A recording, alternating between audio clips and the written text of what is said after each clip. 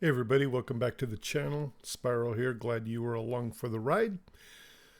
As you know, I love to fly. That's why I called this channel Spiral Flies. And what I like to fly are sailplanes, gliders. And they are a lot of fun, but they can be a little bit to handle. And they're kind of a mystery for people who are not used to unpowered flight. And that's the real important thing that I wish to kind of convey with my videos. I've gotten some other videos up there and a little more technical, reviewing a little bit higher end glider, the Got Friends AS33ME, still the best glider in Microsoft Flight Simulator, and a little bit of other kind of interesting stuff. But you'll notice two things. One, they're not beginner oriented, and two, they were all in Microsoft 2020. And you might be looking at the screen wondering, wait a minute, that's not 2020, and you're right, it's 2024. So first of all, welcome back, and welcome if you're new to the channel. I like to fly all kinds of airplanes in flight sims. I mostly focus on gliders and GA, LSA kinds of planes, nothing real big, nothing, no turbos, no jets, no airliners. I leave those to the jet jockeys on Twitch and YouTube, and that's fine. There's plenty of good stuff out there.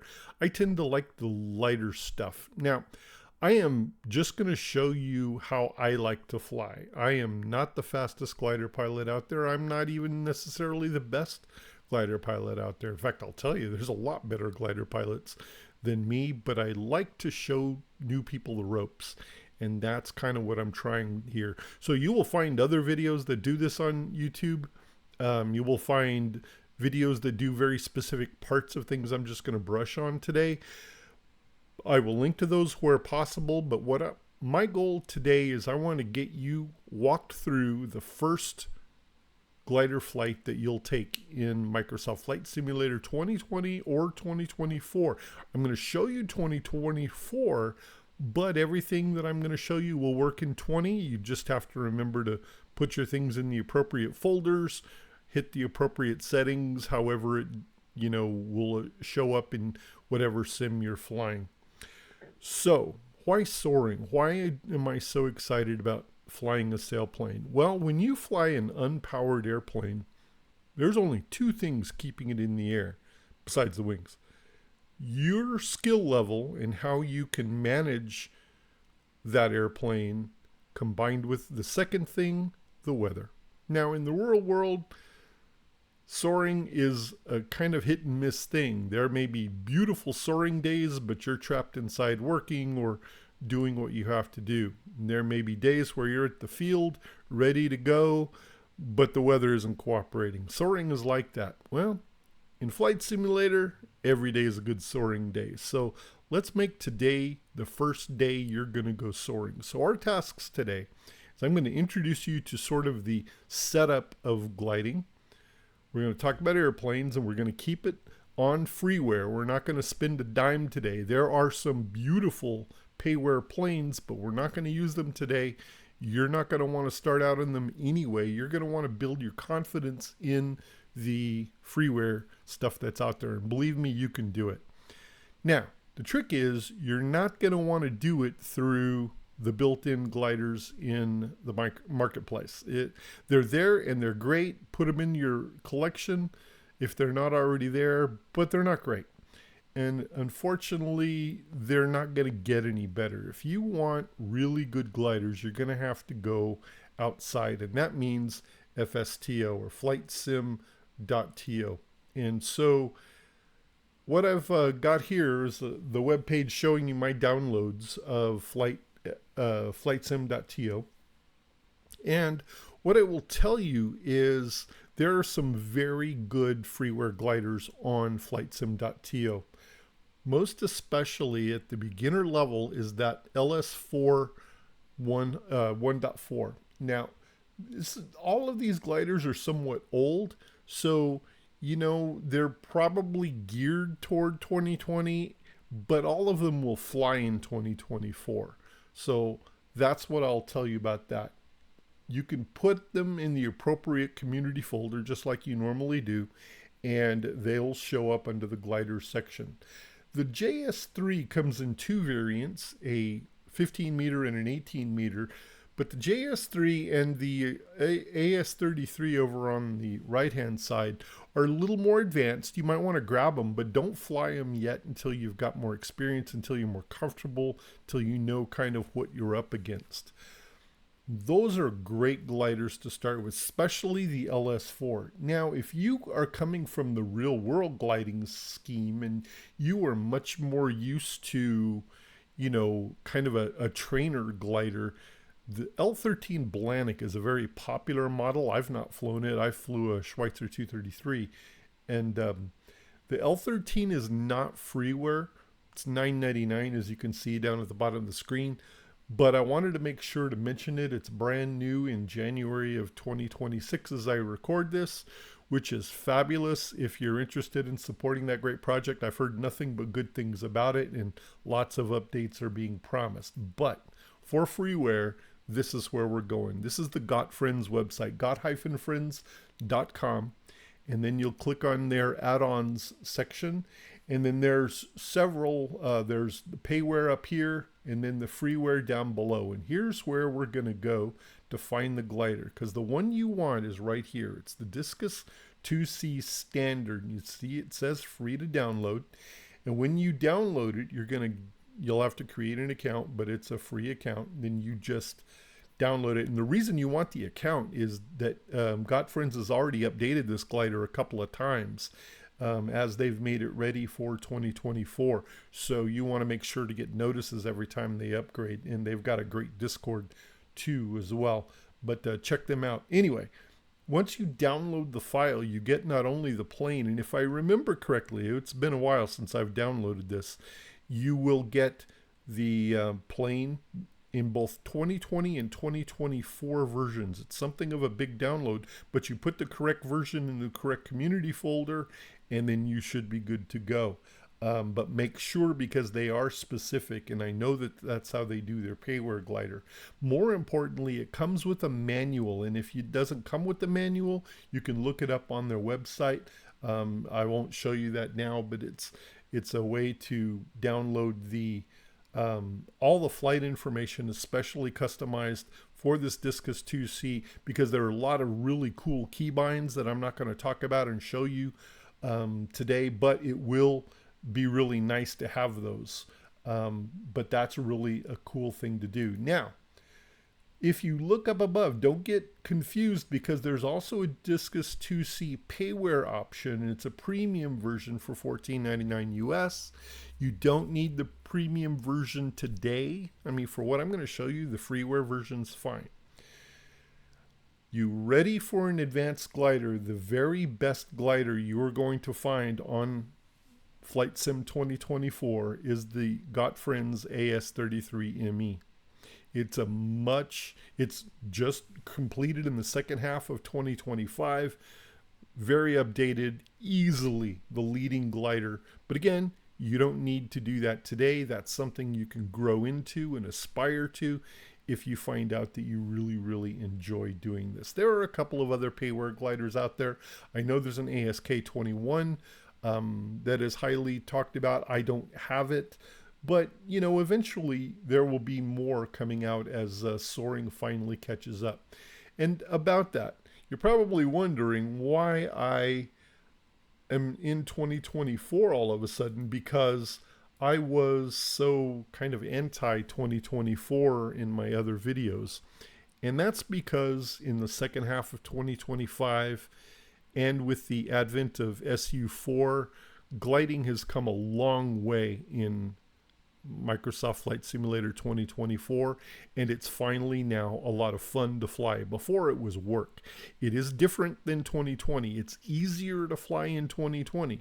So if you've never glided before and you kind of want some practice, maybe 2020, if you still have that option, would be a better way to go, because it's a little easier. But 2024 is now, after SU4, much more fun to soar in. In fact, as I record this, I just completed a group flight with the Got Friends Friday group, and we had a blast and did it all in 2024. So that's great, but you got to get comfortable in the airplane first. So let's go soaring. What do you think? Download the planes.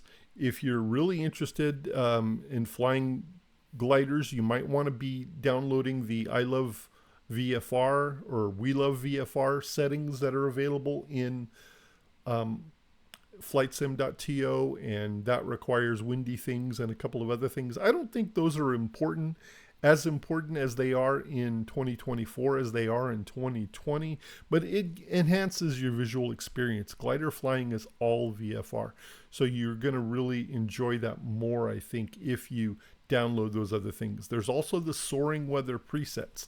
The Sim Soaring Club, which is a really great group, and they have a fabulous Discord and website that talks about gliding, and I will make sure those are linked down below. There's a Sim Soaring preset that you can download, and it has over 200 weather presets for gliding. Some of them are really, really good for gliding. Some of them aren't. They sort of standardize our weather when you're flying in groups and things like that, and you're welcome to use those. But I'm going to show you how to roll your own weather today, so that you can just go flying whenever you want, presets downloaded or not. But there are over 200 presets, and they're just freshly released. They just released them in the either last couple of weeks of 2025 or the first week of 2026, I forget, but it's been very recently as I record this. So let's get soaring. One thing you're going to want to do in your settings is you're going to want to, in fact, let me just show you. You're going to want to go to your settings and assistances and make sure that Enforce Flight Plan, ATC Enforce Flight Plan is checked. What that does is if you don't have that checked, Microsoft will just drop you into whatever runway is first on their list as you choose an airport. It won't necessarily correlate to the wind settings that you're going to make. So you're going to want to change that and add that in there so that you can fly. Now, we'll talk about controls in a minute. You might want to take a few moments to go through and set up your controls. Controls is something really kind of tricky to talk about because everybody's setup is different. I kind of have a semi-HOTAS setup. I'm all VKB. I have a VKB Gladiator Evo joystick. I have the Stex throttle for the Stex throttle, and I've got their rudder pedals, so that works for me. But all I'm going to talk about as we get started here are the basic controls you're going to want. Well, let's just take a look and talk about them very quickly. So as I've mentioned, and you'll notice I already have the Discus 2C selected. If you haven't, just go to Change Aircraft, and I'll show you how to configure it for flight here in a moment. I'm just showing you controls now. So in your Gladiator Evo, one of the things you're going to want to do is look for all of the various things. Now, don't get freaked out about this list because most of them are just the general axes that you'll use for any yoke. I have buttons for flaps, which work fine. I also have flaps buttons on my Stex. And your view settings, you're going to want to set those the way you want. Now, you're probably wondering why something like TACAN volume is in here, and that's because that's one of those custom keybinds. I don't remember what it does, but it's set to a button on my joystick. I also have one on my Stex, but those are the kind of cool keybinds that you'll find. You'll want to do that for all of your different settings, and you're going to want to make a glider profile, something that is specific to gliders so it doesn't mess up your GA or jets that you're flying. And of course, 2024 is going to ask you to create a new profile every time you set it, but set it something gliders, and then you can go in here if you want and then apply it to all gliders once you know it's correct. So what things do you need to bind? And I'm going to show you on my Stex because these are the more important ones that you're going to want. Obviously, your yoke needs to be able to fly the plane, roll, yaw, pitch, and those are pretty easy. And anything else you're going to do can be done on any button or axis that you have available. Just make the yoke do the yoke work, make the rudders do the rudder work, and don't panic if you don't have rudders. You can fly a glider without rudders or with a twist, that's fine. You won't need much rudder on a glider anyway. in my opinion, although you'll hear people say otherwise. So what controls do you have to have set up to glide? And I'm just going to keep this absolutely rock bottom simple. Into a new glider profile, you want to set your spoilers to be an axis. Okay? Now, you'll notice that in my stecks, I've got the spoilers axis set, and it happens to map to what I use for the throttle quadrant as well. And for most people, that's what you'll do, but any axis will work. You just search for spoilers axis, map it to one of the axes you have available. It could be on any device as long as you have an axis, and you're good.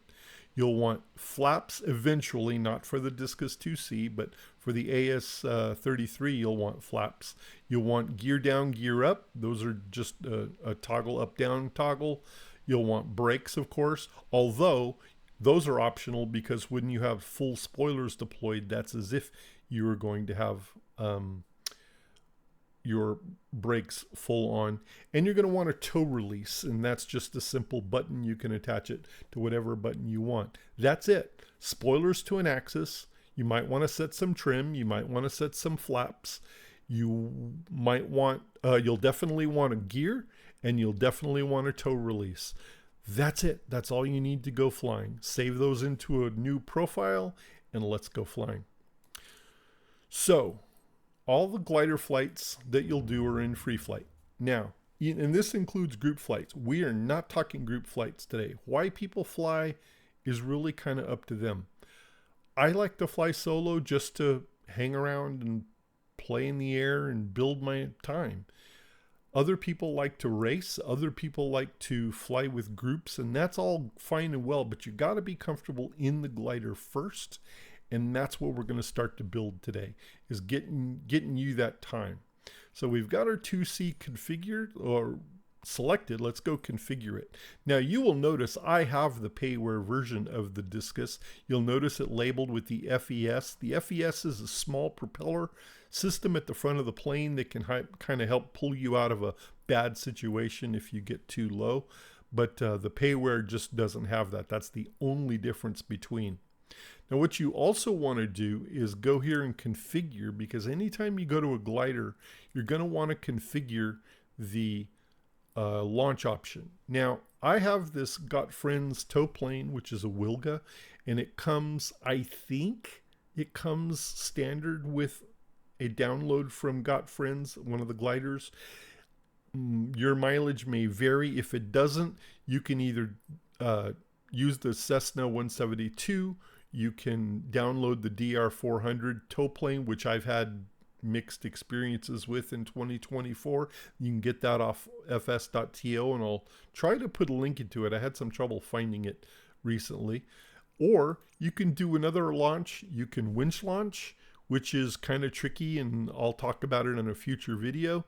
It's tricky in 2024, but it's fun to do. Or you can simply slew, just slew up to a couple thousand feet and you're in the air. That's really all you have to do. All right, so we are ready to go soaring. We'll get out of this. We have our glider set and configured. Now let's find a runway. Really anything works, but I'm going to choose my more or less home field for soaring, which is Doña Ana County at Santa Teresa. This is in extreme West Texas. El Paso, Texas is sort of over here, and that's the extreme west edge of Texas. New Mexico is right there. In fact, Doña Ana County is in New Mexico, but it's closer to El Paso. You'll see the city, and there you go. We're going to choose runway 28, so if it's not selected, if it gives you 10, change it to 28. We're going to change the conditions. First thing we're going to want to do is we're going to want to change the time. Now, changing the time, the best time to soar is between 1 p.m. and 4 p.m. So I like to set my time anytime, between 12:30 and 1, 12:45 to 1300, if that's what you want. And we'll set all of our conditions in the sim, but we can take a look and see what it's going to do. So I like to make sure I'm using preset, and then live and all players, that's all up to you. Make sure the time is set, Then you have to go to a summer month. So I like to go to July, but it can be next year, it can be last year, but it's got to be a summer month, which is of course July, August in the northern hemisphere, and your mileage may vary if you're flying south of the equator. Now, weather. This can get kind of funky, but when you are, what you're seeing here is these SSC 24s. Those are those presets I was telling you about. You don't need to have them. If you have them, I'll show you, not in this video, but another one, how to use them. But there's a bunch of them out there. So we'll set the weather in the sim, and I'll show you why we're going to do it that way. But it's going to default to the last weather you used, which is generally live, and you'll want to kind of choose something else if you want. But I'll show you how to do that in the next set. So, oh, and by the way, there's another little piece of software that you might want to grab from fs.to, which is Ian Lewis's Bravo 21's excellent NB21 logger. It's currently in version 1.2.3, and it is a great little logger. Let me show you what it looks like once you get it installed. You should probably do this before you download, before you open up Flight Simulator. But in any case, once you get started, you got to do a few little things with it. You only have to do these once, and then it auto starts from that point forward. You'll see my Friday task is already preloaded there. But you'll want to go in and put your gamer tag in the top. You'll want to put your pilot ID, which is usually a 3-letter indicator that you'll use when you do soaring. You don't need to worry about it now, but I'm going to show you a little later what this link does, because that's where the magic of this logger is. It's really cool. So let's go flying. Now, we don't want to specify it. We're back in Flight Sim 2024, and we don't want to specify a arrival runway, and I'll show you how we can use that to our advantage a little later, especially if you're flying from a field where you don't know much about, or you don't know the area well. I picked this because I do know the area very well. So I'm going to click Start Flight, and Microsoft is going to take us in. Soaring is so much fun. When you're there, it's all about you and finding thermals. So that's what we're going to do in this flight. I'm going to show you how to thermal. Now, there are better instructors out there. There are instructors that have much more technical information and much more technical knowledge than I probably do. I like it, I enjoy it, and I know it works. So I'm really just kind of showing you what works for me. I don't like the default height in this. There we go. That's a little better. I like to make sure that the view is just at the bottom of my great little device here. Also built by Bravo 21, B21 Ian Lewis. He is a monster in the... it loaded up my old flight plan. Oh well, that's fine. We'll just have to... you'll just have to be distracted by the fact that I'm like on the other side of the world from that flight. But anyway, ignore all the task-specific details. What we're going to do is we're just going to go soaring. So we're in the glider. We're connected up. You might have seen a message that said cable connected, and the plane is sitting there waiting to go. So the first thing let's do is let's configure our controls. Make sure that they're selected. So we'll go to your yoke. We'll come down here, make sure glider profile is selected. Good. We're going to come to the other devices you have, make sure the glider profile is selected, and we should be good. Don't kick your rudders yet, because if you kick your rudders, you're going to tell the plane to go. So don't do that yet, but you do want to test your ailerons, and you can pretty much be sure. We'll just for fun, we'll throw our spoilers in, and most of the time you would leave them out, so I guess we'll leave them out while we're hooked up, letting the plane know we're not quite ready to go yet. Now we have to set up our weather. So we are ready to go except for the weather. Now this is going to take a while, so I hope the pilot of our Wilga is taking it easy, but This is how we're going to fly today. So what we want to do is we want to go to, actually I wish there was a setting that would let us go to a new weather preset just right away, but there's not. So what let's do is let's go to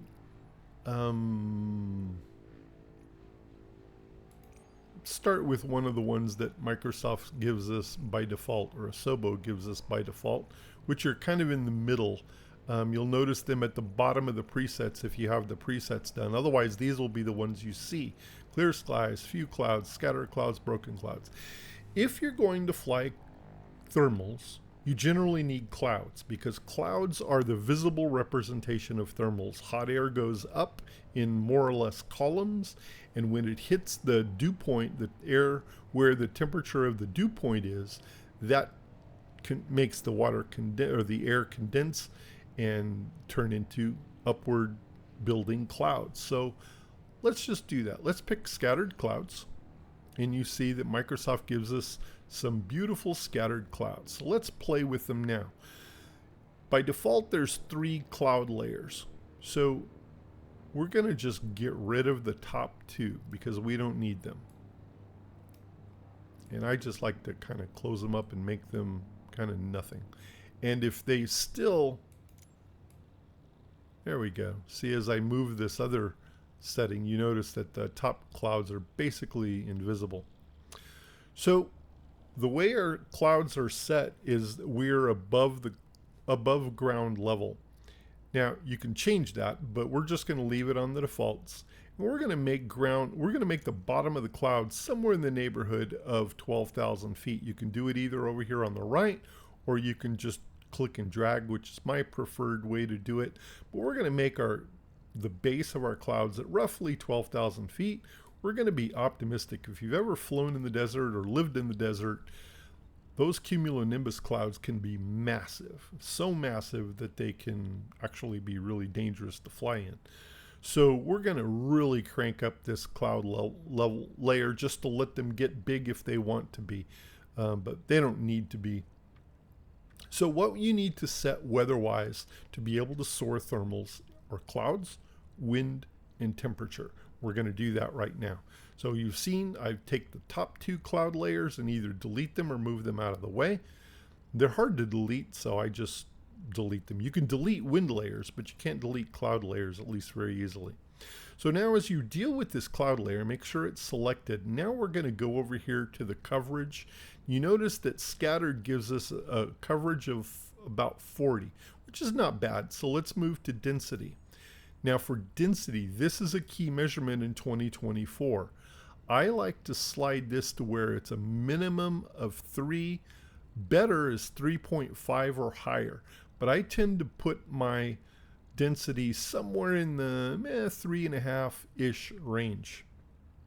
Now scatter, again, this is a little different. This kind of regulates how far apart the clouds are. And I like to kind of regulate the scatter so that I get a sky that kind of looks dark and not ominous, but dark and gray, but not flat and overcast. That's kind of the difference that you're looking for. Now wind. There is one basic wind layer, and it's on the ground, and we can bump it. Let's bump it to how about 8 knots or 10? We'll do 10. And for our purposes today, since we're lined up on runway 28, we'll fly with the wind out of the west at 270. I'm going to take the gusts out of the equation just so we don't have to worry about it. But it can be a lot of fun to fly with gusts too, but it's not that big a deal. So the ground is at 10, but let's add a wind layer just to let us have some fun if we get up a little higher. So we'll put this right around 10,000. And we'll make that wind, let's say 15 knots. That way, if we get really, really high, then we'll have a little bit stronger wind, and maybe we can do some ridge stuff, but we don't need to worry about it too much. But there you go. That's just to kind of let you know how to work with the wind layers. So we'll close that. Now we're done with the clouds. We've set one layer that gives us what look to be some very nice clouds up here, nice and dark and appropriately thick. And then there only is one thing we need left, and that is temperature. Now, for some reason, if you're in July in the desert, I guarantee you 59 Fahrenheit is not going to work. It's actually going to be, much higher than that. So a temperature in the 100s is not out of the realm of possibility. So let's put it at 105.3, and that's actually realistic. If you're going to go soaring in El Paso, Texas, which is what I did for a couple of years, this is actually pretty typical. So we're not really doing anything that violates the weather kind of simulation thing. If you want, you can really crank up the temperature, which is what some of the new presets do. They have a very high temperature to be more authoritative with their thermals. But what let's do is let's see if it's going to work. Now, the way we're going to do this is we're going to go to the bottom, and we're going to toggle 3D thermals. Looky there, we've got us some thermals. See, there's a big old one to the right, and there's one right in front of us. Now, the Sim Soaring Club guys like to call this the house thermal because it's literally like right on top of the airport. But we know this is going to work because of that. Now, don't cheat. It's actually a bad habit to get into to leave that on. I just like to test my thermals that way just to make sure there's going to be something to fly, because not every setting is going to give you really good thermals.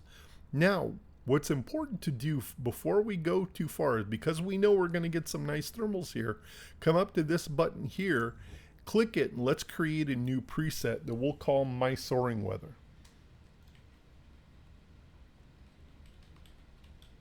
There. Oops. There we go. We'll save it. Save it to my PC. And we have a new preset called My Soaring Weather that we can choose anytime from this Dropbox from now on. It'll probably be at the bottom from now on. When you get back in, yep, there it is at the bottom. So let's go soaring. We are ready to go. We don't need to do anything. We've already checked our controls. The tow pilot is very annoyed with us, but you can see that we have the wind coming right down our nose. We know that the thermals will be in front of us, and we can adjust our volume here. There's a bunch of stuff we can talk about, but I'm going to keep this video simple. So let's just waggle our rudders. We'll see Jimmy doing his little windmill thing. He's telling the pilot that we're ready. We'll close our spoilers. Hear the Wilga bump up. And now we are going flying. Now you have to fly the plane. It's your job to keep the center line with your rudders and the wings level with your ailerons. That gets really tricky to do. Watch your airspeed. When we hit about 50, 55, you'll be able to get up in the air, but don't just yank on the backstick. You need to stay right behind this tow plane. I'm going to do another video coming up talking about flying the tow, but let me tell you something. It is the most nerve-wracking part of flying a real glider, because you're literally doing formation flying, and your actions could directly and adversely impact the pilot. Okay, we can go gear up. So you can do that by either clicking the control in the cockpit or activating whatever control you've got. And that beautiful little sound I call the happy sound, because that's the beep beep beeps of you're going up in the variometer, which is over here. And you can see that the red level is pegged.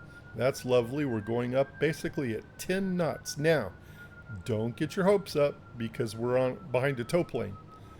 So if you were to detach right now, you might hear the end of your happy sound. So get your altitude up. We're about 1,000 feet above the ground.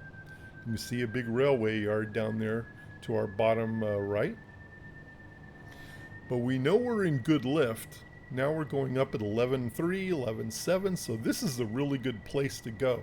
Now watch, we can map it with this second button. There's 4 buttons on the top of this LX9000, and the second one on the top gives us this lovely little thermal map. And that thermal map is telling us where the thermals are, but again, don't trust it. We're behind a tow plane. So now, the tow plane is turning. You want to match the wing angle, and you want to stay behind him with your rudders. And this is the hardest part of formation flying, and I'm not doing a great job of it right now. Sometimes you want to shallow your angle just a little bit as you stay behind him, but you've got to always, so he's waggling, he wants us to go, so we will release, and away we go. So we always turn to the right in a glider. The glider, we turn to the right and try to climb, and the tow plane banks and dives to the left. I'm getting a lot of jaggies, but that's probably because I'm recording this in OBS.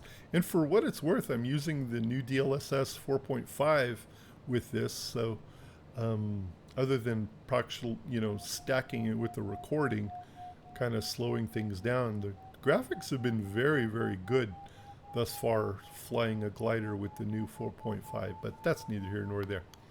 All right, now we have to find the lift on our own. So how are we going to do this? We know where it was. There's the airport right down there, and we're hearing the beep beep beeps in our ears.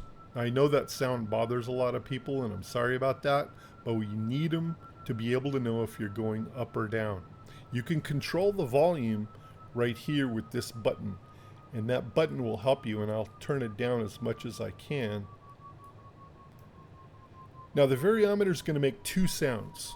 There's the happy sound and the sad sound.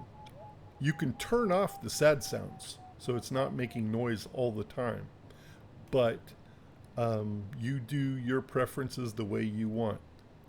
Now you notice that our sounds have stopped, which means that we're actually going down, which is realistic. So in a real thermal, right outside the thermal that's going up, you'll very often find a band of air that's going down. So that's actually really cool that Microsoft is beginning to start to make that at least seemingly a little more accurate. So let's go find this thermal. All right, so we're getting some beeps. That looks good. And by the way, if you look at the trace that we're flying in the LX9000, you'll see those red dots, and those red dots mean that you're in sync.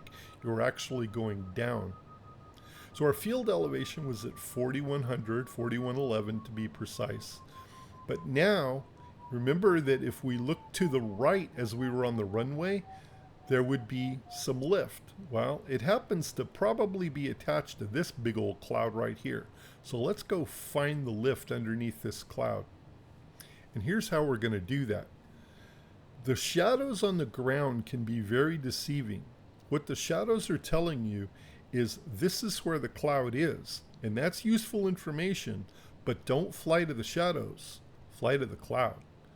So we're going to look, and Microsoft Flight Simulator 2024 generates the lift on the windward edge of the cloud. Now, not all clouds will generate lift, and that's important to bear in mind, but I think we've got a pretty good candidate right here. In fact, we should be finding some lift fairly quickly here. So keep an eye on your variometer. Always watch your airspeed and watch your yaw string. Make sure the yaw string is centered. I hardly touch my rudder. Since I got off tow, I haven't touched it at all though. And what we're doing is we're looking for lift. Well, maybe this one is either stopped or maybe we've kind of missed it over to the left. So maybe we can try again back in that general direction where we were at the end of the runway. The Discus 2C is a medium to high performance glider. You can go a long, long way in this. So don't freak out if you don't find lift right away. Look for your next cloud, fly to it, and search it for some lift. So we're going to try this one right here. And I'm going to show you how we can use the 9000 to our advantage. So the 9,000 shows us where the wind is coming from, relatively speaking. You notice that it's coming from about our 10 o'clock now, maybe, about our 10 o'clock at 12 knots. You can see that in the display. You can change that map underneath, but I think for illustrative purposes, it's much clearer to just leave it the way it is in the Bing map. Now, we're flying underneath this cloud, so maybe we should be getting some lift, but maybe it's gone by now. No big deal. We'll just go find another one. What do we think about this cloud that's directly in front of us? Looks pretty good. Let's go get it. Now, we're about 3,600 feet above ground. I happen to have a piece of information that's telling me that. So I've got lots of room to be able to go and fly and seek out lift. So let's go do that. We've been flying pretty slow, and when you're in thermals, you want to fly pretty slow. But between thermals, you want to dip the nose and gain some speed. So we're going to do just that. We're up about 75 knots now. Our true air speeds just hit 90, which you're seeing in the upper left-hand corner of the LX9000. And we're going to make some ground over here toward our cloud that's right in front of us and see if we have any better luck under this guy. So we're going to fly directly under this cloud, right into the middle of it. The shadow is kind of helping, but remember, you're angling off the cloud, not the shadow. And there are a lot of videos out there that'll explain these instruments and all of that. Best thing to do is just set yourself up like we've just done and fly the plane for an hour or so. See how long you can stay in the air. See what each instruments do. See what controls work. See if you can kind of figure out the kind of routine that will work for you in a glider. And adjust as you need to between glider flights. Change your controls up a little bit. Modify that glider profile. Read the manual, find out what instruments or additional key bindings are there. This LX9000, you can key bind almost everything on it. So you can set, if you have a Stream Deck or a Stex like I have that has a gazillion buttons on it, you can set a lot of those things to dials and buttons for all of the settings available on the LX9000. You can set almost all of these other things. Plus, what's really cool is the Got Friends, everything here is modeled. So if you want to manually adjust your trim, you want to manually pull your tow release, you can do that. You can even, this glider has a ballast right here, a ballast valve that takes a while to drain, by the way. But there's I think a keybind for it, but I don't have it set. So if I ever want to dump the ballast, and it's not really required, then you can just activate the control in the plane and away you go. I've not done it, but they say gliding in VR is a lot of fun because you can just kind of look around. You know, and I don't fly this Discus 2C that much, so I don't have all the fancy key bindings that, you know, the views that show you all the beautiful things of us flying through the air, but this is what a glider pilot sees. They get to look around, see the clouds, and see what they're going to do. Try and find the lift, because it can be elusive at times. And if you want more lift, bump the temperature. Bump the density. Ah, there we go. Did you hear the sound come in?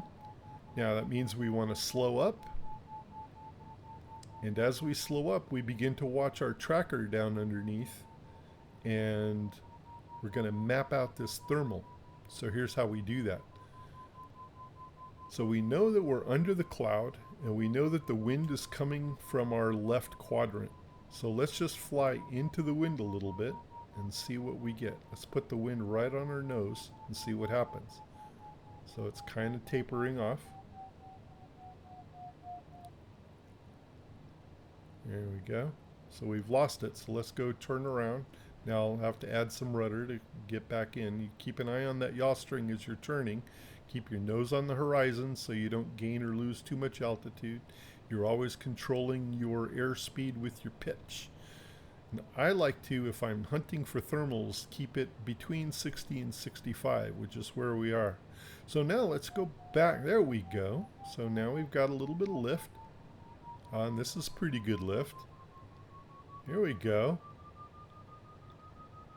So now we're just going to go real slow. And we know that there's lift to our right, so let's just turn to our right. See what we can do. There we go. Now we've got some thermals going.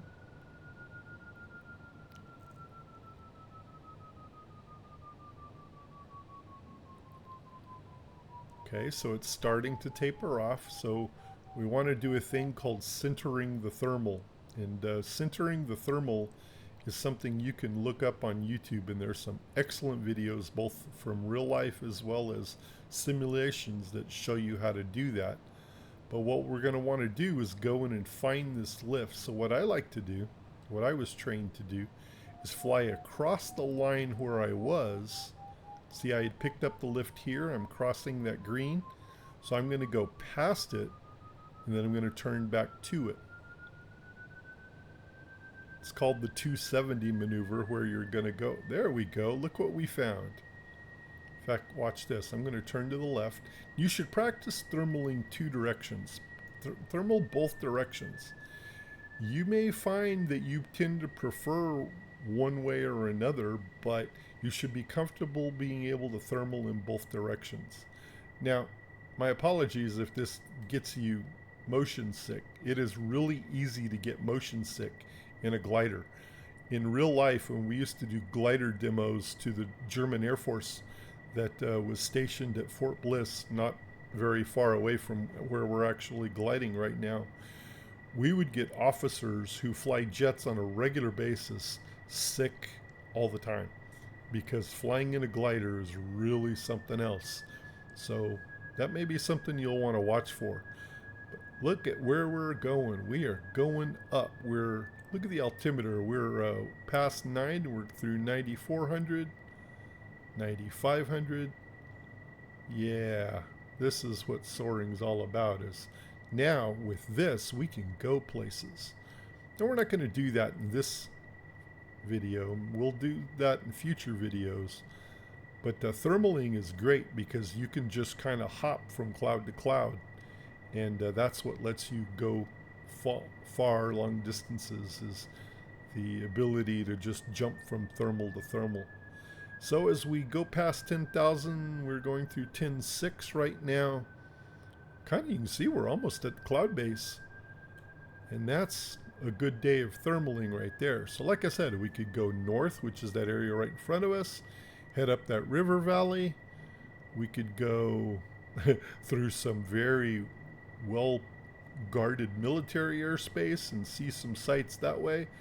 But that's the beauty of simulated flying. We don't have to worry about all those fighter jets that would appear on our wing. But this is how you fly a glider. It's really simple and really fun. Look, we are going up at 15 knots. Look at the altimeter. There's 12,000 feet. 12,000 feet. I mean, just a moment ago we were at 96. So that's an excellent thermal right there.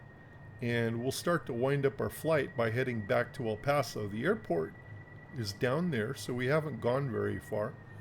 So it's time to start getting ready for landing.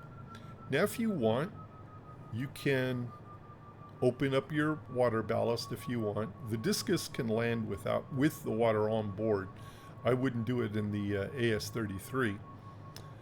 But we'll pick up speed by dipping the nose down. In fact, we're up so high, since we're at 12.5, let's just dump the spoilers. See, there they are, full spoilers.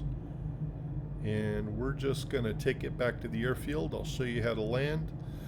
And you'll notice now we have big red dots. That's because we are going down fast. So we're going to drop down to about 7,000 feet as we approach the city of El Paso, the city where I grew up.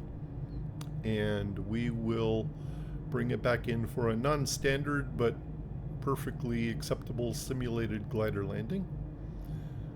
Just so that you know where you're looking at, the city of El Paso is directly in front of you, and that mountain kind of bisects the city. It continues over on the other side. The Fort Bliss military base would be over in that direction. And the international border, those mountains directly in the middle there, those kind of brownish mountains, those are actually in Mexico. That's an international border right about where that line is. So there would be that to play with if we wanted to mess around with that too. So I'm just using full spoilers until we get down to about 7,000 feet. Remember, our airport elevation is 4,100. We're just flying at 29.902 standard pressure for this flight. And it's like right over here. There it is right over there. So we're kind of doing a very non-standard downwind right here. In fact, it is right traffic at that airport, so it's kind of funny. But yeah, this is kind of the non-standard way to land.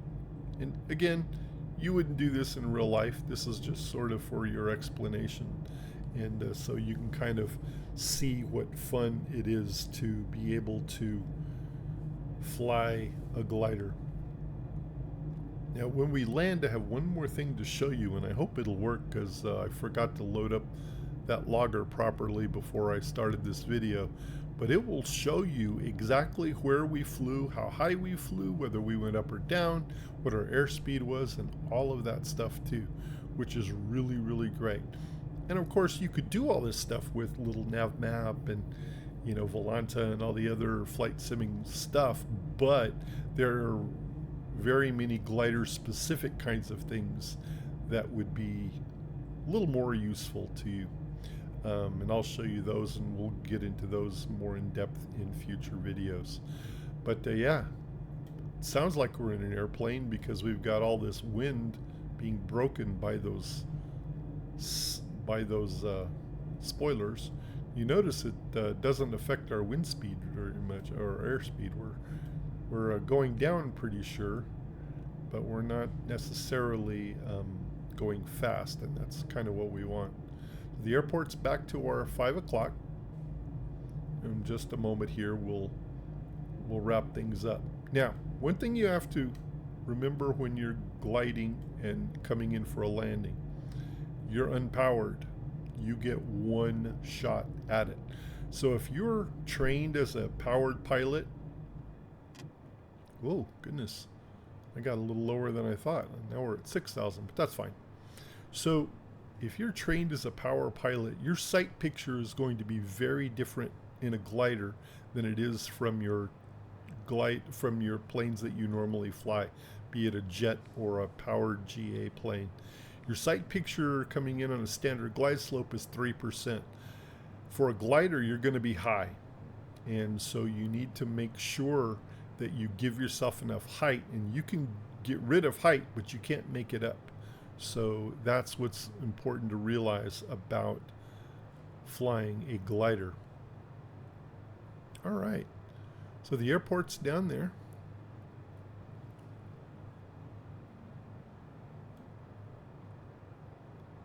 It's actually over there in the sun, so we're fairly low, but we're doing fine. We got plenty of plane to get there. We were up at over 100 knots right there.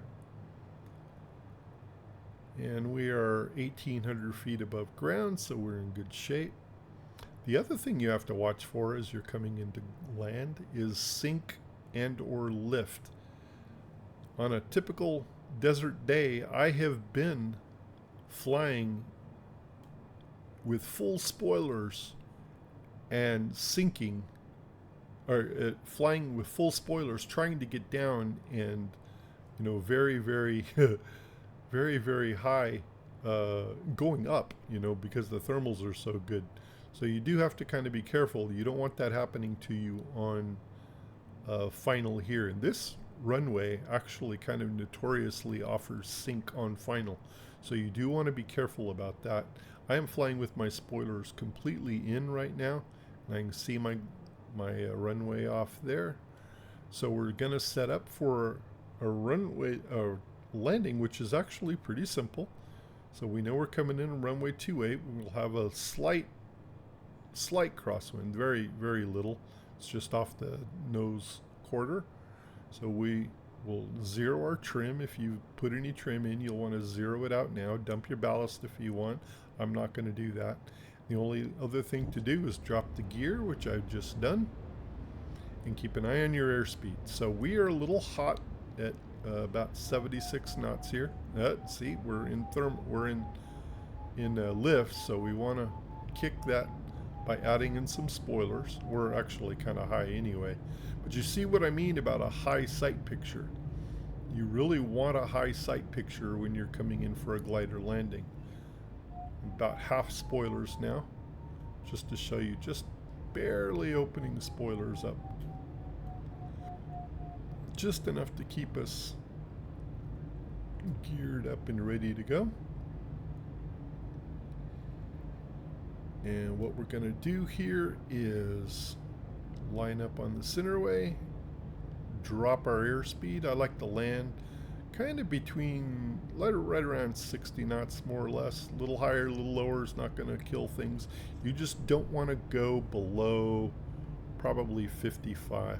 Okay, now that we're on center line, we will straighten it up and add full spoilers, keeping an eye on our sight picture to make sure we don't get too low. I'll bring them in about halfway. Actually, let's get in a little ways. I'll kick the nose down, but no spoilers here. I'm just talking you through my landing so you know what I'm doing. So our airspeed's about 72, nothing wrong with that. We can peel airspeed pretty quickly in these. Just coming in on this little road, come in with...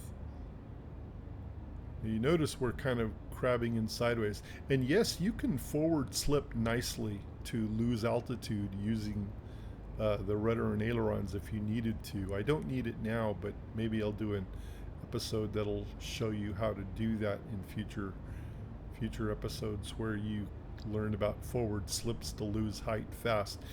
Always better to be high in a glider than low. And sometimes if you're flying a glider, they'll, into a club or something like that, they'll ask you to land on the second half of the runway so that you're out of the way of powered traffic. So you get used to non-standard landings when you are in a glider. So we're fast, we're at 80. So I'm gonna add full spoilers, but I'm gonna close up our speed. And you see how it comes off really fast? Now I control my descent with the spoilers, center up with the rudder, and close the spoilers as I pull back on the stick, back on the stick, back on the stick. Airspeed's about 55. Spoilers into land. A small bounce, but we're down. Very good. Now you still have to keep it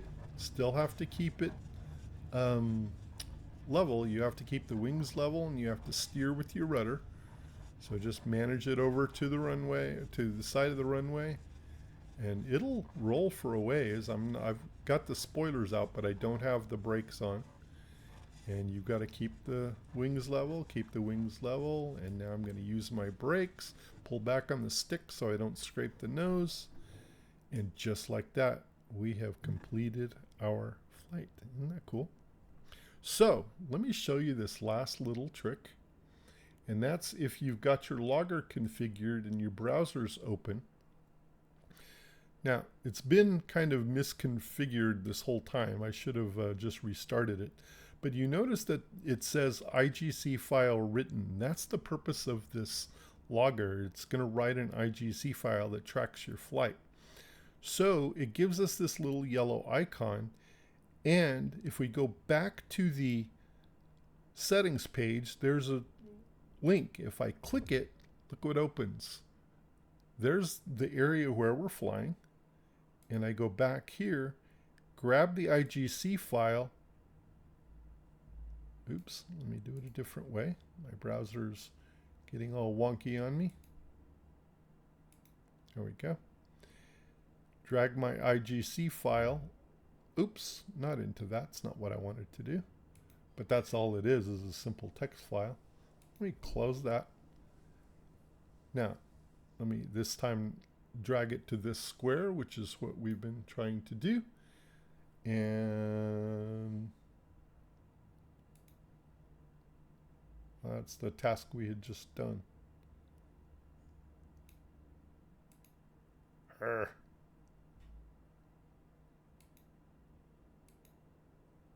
There we go. There's the flight. Nope, that's my earlier flight today. That's the flight we just did. Sorry about all that. It's a little strangeness from the configuration, but that's a neat little flight.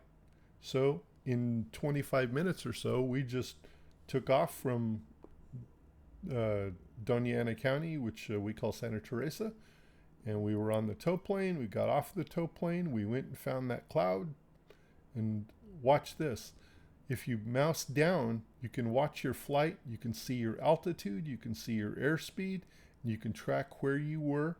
And this is all done by Ian Lewis's Bravo 21's logger. And it's all done there for free.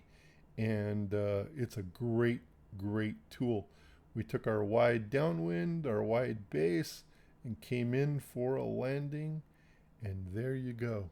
That's how you know you've had a great flight. Well, I hope you have enjoyed this first flight, and I hope that your soaring adventure begins with a little help from this video. If it does help, if you have any questions, if you have any feedback about this flight, want to know anything more specific about the equipment, the gear, the setup, all the stuff that I didn't cover in depth on this video but will in future, put it down in the comments. I'll be happy to answer it if it's a question, or love to hear your feedback either way. And a lot more videos like this coming your way in 2026. Glad to have you along. Hit that subscribe button if you haven't. And I will see you again for another soaring flight sometime soon, I hope. Take care, folks.